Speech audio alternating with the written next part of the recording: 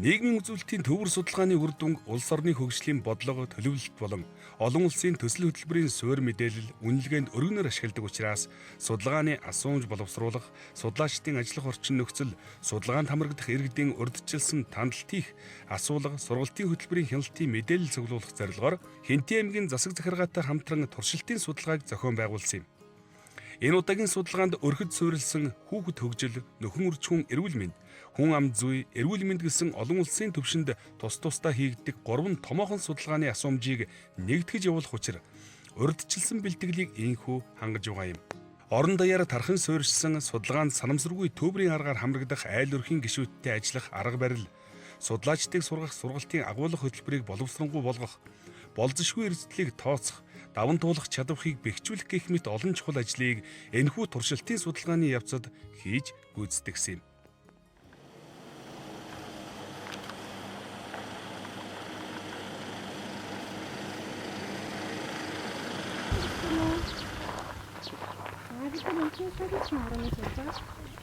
Энэ үдтийн төв судалгааны ажлаар байна.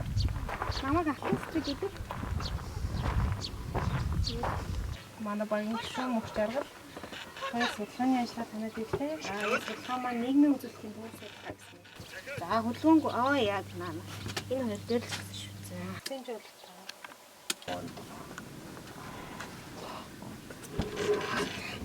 За нааш хараад ингэж хүлээ энд тулгаараа гэсэн үү? Хойно ихтгэн. Нийл үзэж байгаа тааш. За тэгээд өргөн сайн байна. 65.3 мэдээлэл цуглуулах ажлыг бол 20 багийн баг гаргаж Монгол улсын 21 аймаг 9 дүүрэгт гаргаж ажилуулдаг байгаа. Тэгэхээр багийн бүрэлдэхүүний хувьд бол нэг баг 6 хүнтэйгээр тэгээд орон нутгийн статистикийн ажилтнууд болоод бүр багийн дарганаар за хэсгийн ахлагч гэх мэт анхан шатны нэгжийг бүрэн хамруулан дээрэс нь сум орон нутгийн захиргааны ажилтнуудын тусламжтайгаар энэхүү том мэдээллийг цуглуулдаг байгаа. Муужгай 5 настай, банхар 6 настай. Саний ихийг анид ойлгож уншсан. Судалгааны бэлтгэл ажлын үндсэн эцэг нь мэдээлэл цуглуулах 120 ажилтнаа буюу судлаачдыг сургаж бэлтгэх ажил байсан бөгөөд сургалтыг амжилттай зохион байгуулснаар чанартай мэдээлэл цуглуулах, улмаар гарсан үр дүнг бодлого хөтөлбөрт ашиглахад чухал ач холбогдолтой юм. Судалгааны мэдээлэл цуглуулах ажилтныг орон даяар нээлттэй зарлаж сонгон шалгаруулж авсан бөгөөд Монгол улсын иргэн 21-с 50 настай компьютерийн хэрэглээний програмуудыг ашиглан интернетийн орчинд ажиллах чадвартай, харилцааны соёлтой, өөрийгөө ойлгуулах чадвартай байх үндсэн шаардлагыг хангасан 120 судалгааны ярилцлага авагчийг сонгож авсан юм. Сургалтыг танхимын болон дадлаг гэсэн хоёр хэлбэрээр зохион байгуулсан бөгөөд сарын турш үргэлжилсэн сургалтаар судалгааны арга хэрэгслүүдийн тухай ойлголт өгөхөөс эхлээд өрхийн асуулга, эрэгтэй эмэгтэй ганцаарчилсан асуулга, хүүхдийн асуулга, суурь мэдлэг, чадвар, эрүүл мэнд, усны чанар гэх мэт олон талын нэн чухал мэдээллийг хэрхэн олж авах тухай арга технологиг зааж сургалаа. За сургалтын дээр маань бас нөбий хүүхдийн сангаас дэмжлэг үзүүлэн бүсийн зөвлөхүүд маань бас оролцож байгаа. Аз намхан далайн бүсийн судалгааны зөвлөх мөн мэдээлэл боловсруулалтын зөвлөхүүд бас судалгааны явцад ирэн биднэрт дэмжлэг үзүүлэн ажиллаж байгаа. Энэ жилийн судалгаанд айл өрхийн хэрэглээний усны чанарыг тодорхойлох асуумж багтаж, усны чанарын сорилын багжийг ашиглаж байгаа нь бас нэгэн онцлог юм. Надад жишг тестийг бид судалгаанд сонгогдсон 25 өрхөөс сонгож таанарт багийн авчиж ирсэн. Тэрнээс судалгаанд хамрагдаагүй өрхөөс тэр тестийг амжилт олгох байхгүй. Энэ ундрын усны чанарын хэмжил гэдэг маань доктортой хөгжлийн зорилтын нэг үзүүлэлтийг хангах ялангуяа хүн ардыг хямд найдвартай усны хангагдсан байдлын талаар хувийн хэмжээг тодорхойлох гээд энэ үзүүлэлтийг энэ сэдвэр энэ туршилтыг бид нар бас хийж ирэх юм аа. Үүнтэй холбоотой өмнөх судалгааныхаа адилаар яажуулсан судалгаа өрхийн давсны асуумжаас бас яажуултыг шалгах юм аа. Одоо өдөржингөө дандаа хайр тавьчих цалин ирэх гэж тэр тохиолдолд энэ уудан тосроо энэ зөвхөн дотроо бүх багш хэлсүүдээ аваад явна ш.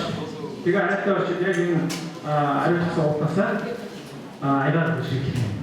Үндэсний статистикийн хорон хөдөөж их сургуулийн эдийн засаг бизнесийн сургуулийн эдийн засаг статистик математик загварчлалын хэмжээ гэрээ байгуулж ажилласнаар энэ судалгаанд манай сургуулийн 40 гаруй оюутан судлаачийн оюутнаар хамрагдаж байгаа. Төгсгөөс өмнө мэргэжлийнхэн дагуу ажиллаж, мэргэжлийнхэн чиглэлээр судалгаанд явж бага зэрэг ч гэсэн туршлага хөрвүүлж байгаадаа баяртай байна. Судалгааны ярилцлага авагчид багийн ахлагч нарыг бэлдэх бүтэн сарын сургалтын төгсгөлд онцгой байдлын ерөнхий газраас тусгай сургалт зохион байгууллаа. Судалгааны багийн гишүүн бүр болзошгүй эрсдэл, аюул гамшигын үед айл өрхийн гишүүн бүрийг зөв мэдлэг мэдээллээр хангах үүднээс галын хур ашиглах, зүрхний цохилт хэмжих, хиймэл амьсгаа хийх гэх мэт яаралтай тусламж үйлчилгээний анхан шатны мэдлэгийг сургалтын явцад олгосон юм. Нэгсэндээ зүрх тодорхой хэмжээгээр сааталт орж ирнэ гэсэн. Зургс тусыг эвлэлтэнд ороод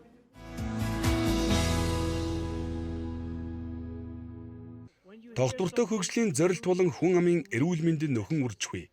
Эхний ялхсын талаар төр засгаас дэвшүүлсэн бодлого хөтөлбөрийн хэрэгжилтийг дүгнэхэд шаардлагатай мэдээллийг өгөх, нийгмийн үзүүлэлтийн төвөр судалгааны нээлтийн албан ёсны үйл ажиллагааг нийслэлийн төв талбайд зохион байгуулсан юм. Ямарваа нэгэн сонирхолтой, хачирхалтай, анхаарал татсан зүйлүүд байл маш сайн тэмдэглээрээ. Тэр тэмдэглэлүүдийг чинь Улаанбаатарт төвдөр ажиллаж байгаа судалгааны баг бол анхааралтай авч үзнэ. Судлаачдын баг нялхас, хүүхдийн эндэгдэл, хоол тэжээл, өсөлт, хөгжил, хамгаалал, хөгжлийн бэрхшээл, хөдөлмөр эрхлэлт, эмэгтэйчүүдийн эрүүл мэнд, төрөлт, төрөх үеийн тусламж үйлчилгээ, үр хөндлөлт, жирэмслэхээс сэргийлэх арга хэрэгслийн хэрэглээ, дохын талаарх мэдлэг, хандлага, бэлгийн зан үйл, хөгжлийн бэрхшээл болон нөхөр эрэгтэйчүүдийн нөхөн үржихүүн эрүүл мэнд, гэр бүл төлөвлөлтийн талаарх мэдлэг, хандлага, хүүхдийн өсөлт хөгжил, суур мэдлэг, чадвар зэрэг цогц мэдээллийг суглуулахаар Сүхбаатарын төв талбайгаас хөдөллөө.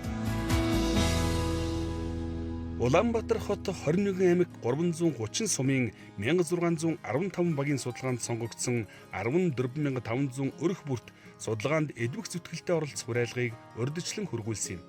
Энэхүү уриалга дан тогтвортой хөгжлийн зорилт болон хүн амын эрүүл мэндийн нөхөн үржихгүй, эхний ялхсын талаар төр засгаас дэвшүүлсэн бодлого хөтөлбөрийн хэрэгжилтийг үнэлэх, цаашдаа хөгжлийн бодлого боловсруулахад шаардлагатай мэдээллийн санг бий болгох юм. Судалгааны мэдээллийг үнэн зөв өгч 2018 онд манай улсын хүүхэд, эмэгтэй, эрэгтэйчүүдийн нөхцөл байдлыг ямар байгаа дүр зургийг бүтээлцэх танд баяр хүргэе гэсэн байлаа. Загтал авсан иргэд бол маш их ач холбогдол өгч хүлээж авч ойлгож ирсэн.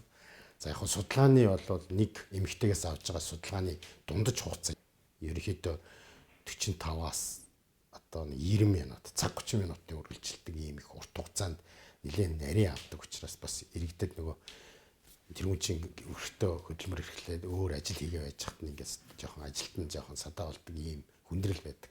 Гэсэн хэдий боловч энэ загтлыг авсан иргэд бол илүү тийм одоо энэ судалгааны ач холбогдлыг ойлгосон байдлаар хандж ирсэн нь бол бас их давуу тал боллоо гэж үзэж байгаа. Хаанаас захиргааны авдаг вэ? Төвлөрсөн юм. Танад дараах захиргааны хэрэгслээс аль нь байгаа вэ гэж зурагт байгаа юу? За хөргөгч байгаа юу? Хөлдөгч байгаа юу? Интернеттэй юу? Ямар бичсэн газар шиг байна.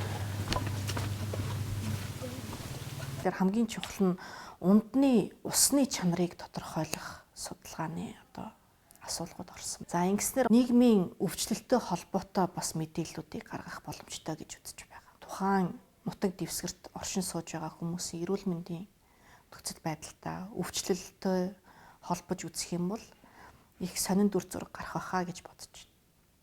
За 7-оос 14 насны хүүхдийн суралцах суур чадварыг бас судлаж байгаа.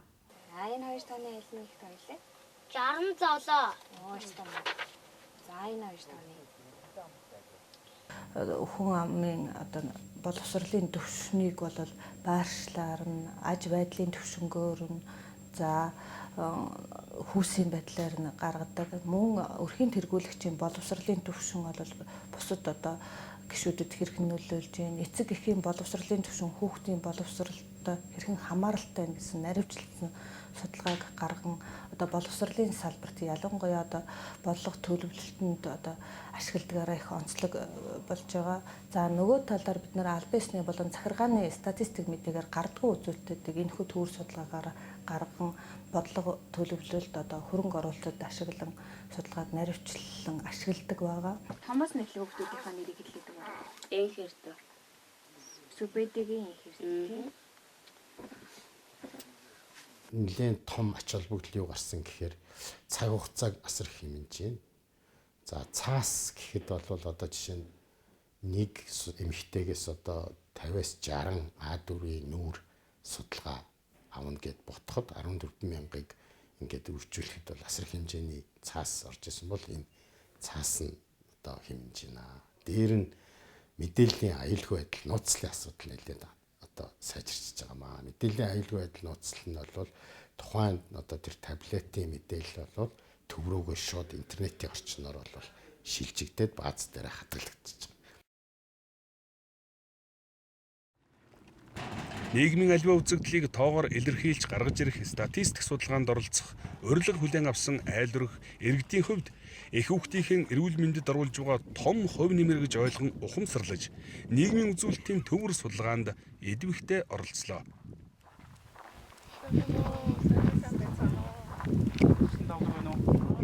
Зөвхөн манай энэ судалгааны ажлын хэсэг 60 хүнтэй 60 байгууллага төлөөсөн. Тэд нэр өөрсдийнхөө хэрэгцээт мэдээллүүдийг тусдан салгаж боловсруулалт хийж авдаг өөртөө хэрэгтэйгээ өөрийнхөө бодлого хөтөлбөрт шаардлагатай өөрсдөө үнэлэх цаашаа юм хийх юмнуудаа суулгаж өгдөг. Иргэний мэдээллийн нууцлалыг хадгалаад судлаач нар судлах болцоог нь хангаж өгдөг. Хүссэн судлаач өөрийнхөө чиглэлээр судлах бүрэн болцоотой болцсон. Тэгээ ганцхан Монгол улсын задгаа мэдээллийг биш дэлхийн ижил төстэй ийм одоо судалгаа хийсэн улсуудын мэдээлэлтэй манай асуулгын утас ижил нөгөө дугаар амин ижлэх учраас боловсруулахад аягүй хялбар болсон байна. Энэ судалгааны үр дүнг цаашдаа бодлогын хэрэгсэлтэд ашиглах, за тулгамдж байгаа асуудлуудыг дүн шинжилгээ хийж хөгжлийн бодлогоодыг одоо боловсруулахад илүү төлхөө анхаарах ёстой мó гэж харж байгаа. Энэ удаагийн судалгаанд өрхийн асуулга 15-аас 49 насны эмэгтэй, эрэгтэй асуулга, 5 хүртэлх насны хүүхдийн 5-аас 17 насны хүүхдийн асуулга болон өрхийн ундны уснаас дээж авч шинжлэх гэсэн үндсэн 6 асуулга ашиглаж байна.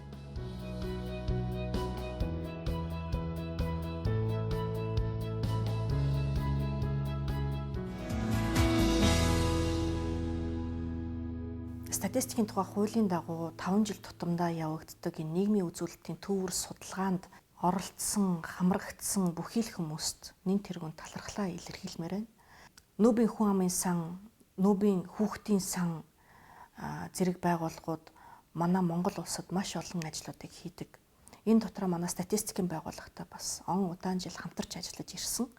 Эдгээр байгууллагуудын оруулж байгаа хувь нэмрийг бид үнэлээд баршгүй талархлаа илэрхийлж байна. Мянганы хөгжлийн зорилтууд нөхөн үржихүн хөтөлбөр, хүүхдийн эрхийг хамгаалах засгийн газраас батлагдсан үзүүлэлтүүд, олон улсын түвшинд хүүхдэд ээлтэй дэлхийн ертөнц, нэгдсэн үндэсний байгууллагын дохын эсрэг хөтөлбөрүүдийн шалгуур үзүүлэлтүүдийг энэ удаагийн судалгааны үр дүнгээр улс орон бүр дор бүрнээ нэгтгэн гаргах учиртай. Судалгаанд суурилсан хамгийн үнэн бодит үндсэн үзүүлэлтүүдийн нэгдсэн дүнг хэвлэмэл байдлаар ном болгон хэрэглэгчдэд хүргэж нэгдсэн үр дүнг бодлогын олон баримт бичгүүдэд ашиглах юм. Энэ судалгаанд оролцож байгаа хүн бүр өөрийгөө улс орныхон ирээдүйн хөгжилд асар том хувь нэмэр оруулсан гэдэгт бүү эргэлзээрэй. Мөн нийгмийн үзүүлэлтийн төвөр судалгааны багт дэмжлэг үзүүлэн ажилласан орон нутгийн удирдлагын багийн хамт олонд талархал илэрхийлье. Та бүхний дэмжлэг оролцоогүйгээр бид энэ том ажлыг зохион байгуулах боломжгүй юм.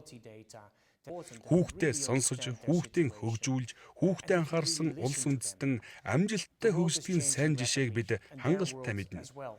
Тийм ч учраас судалгааны хамгийн чухал өгөгдлийн санг бүрдүүлэх Монгол хүүхдийн хөгжил, суурь мэдлэг, эрүүл, аюулгүй амьдрах орчин нөхцөл ямар хэмжээнд байгааг таньж мэдэх шинэ асуумж, өгөгдөл, даалгавар, өсөлтийн хэмжүүр болно гэж найдаж байна. Энэ чухал судалгаанд оролцсон бүх талуудад дахин талархал илэрхийлье.